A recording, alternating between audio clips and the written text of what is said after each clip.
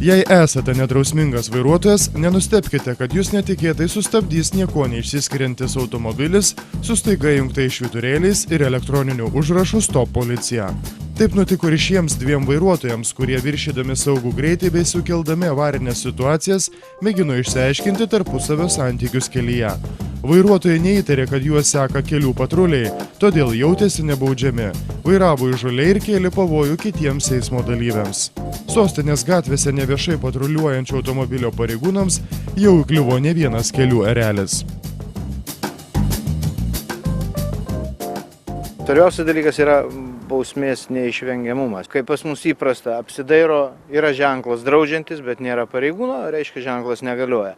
Šiuo atveju, sakykime, paprastai automobilis nekrenta į akis ir vairuotojas turi būti įsitikinęs, kad jį kažkas visą laiką mato ir kad gali užfiksuoti. Ir patys vairuotojai pranešti apie jo pažeidimą ir šiuo atveju mes turėdami tokią įrangą galime kontroliuoti ir pateikti po to visus būtinus įrodymus.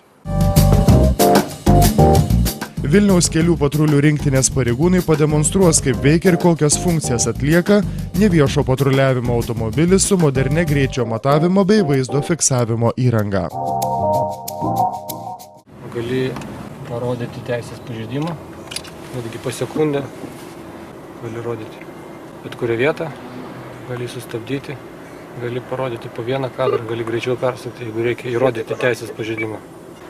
Yra galimybė skanuoti valstybinius numerius, pasirinktinai, kokį režimą jos patogiau dirbti.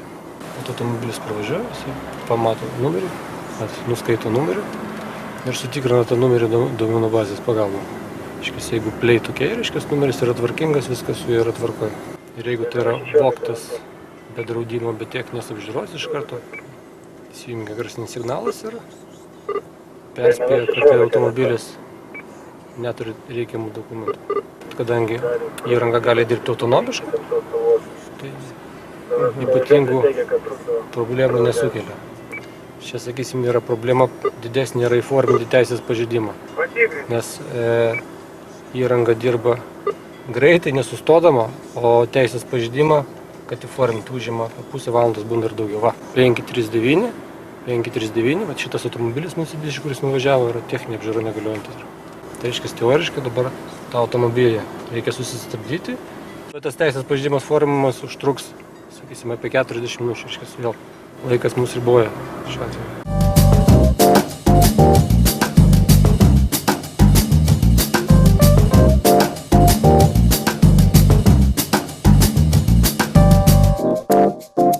Skanuot geriausia, kai važiuoja per tokias stovinčias mašinas, nes labai daug palei gatves kiemuose stovi automobilių nenaudojimų. Tai, sakysime, nevažiuojam automatiškai, fiksuoja automobilius ir parodo, kuris yra nenaudojamas.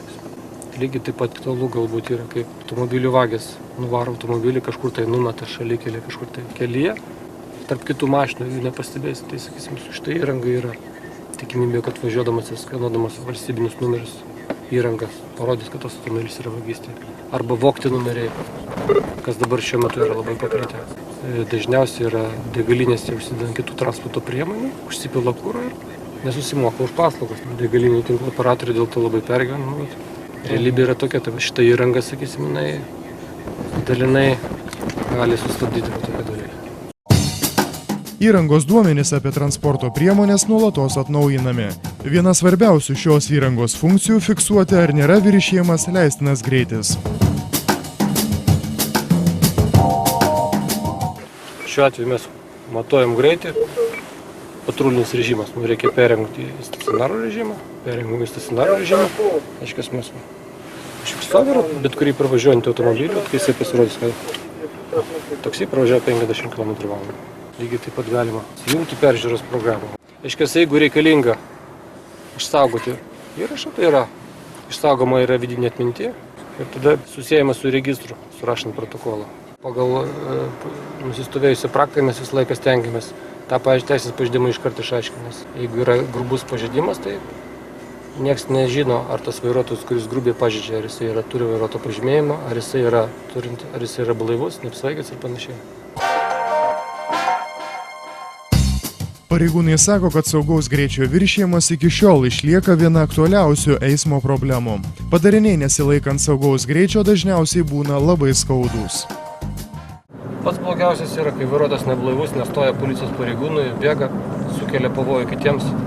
O čia yra pats blogiausias pažeidimas. Sakysim, viršė greitį ne keliais kilometrais, o keliais dešimtimis kilometrų.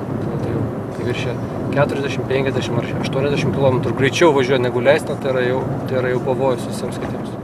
Dabar jau ir mano draugai pažįstami sako, kad darosi atidesni, įtariai stebi visus automobilius, stebi automobilius važiuojančius paskui per galinio vaizdo veidrodį. Tai sudrausmina, o sutikit, kad visas šitas po to įauga į kraują ir tu jau nebegalvodamas apie tai, kad tave stebi ar nestebi, tu tiesiog pradedi laikytis kelių eismo taisyklių bendrų priimtų normų.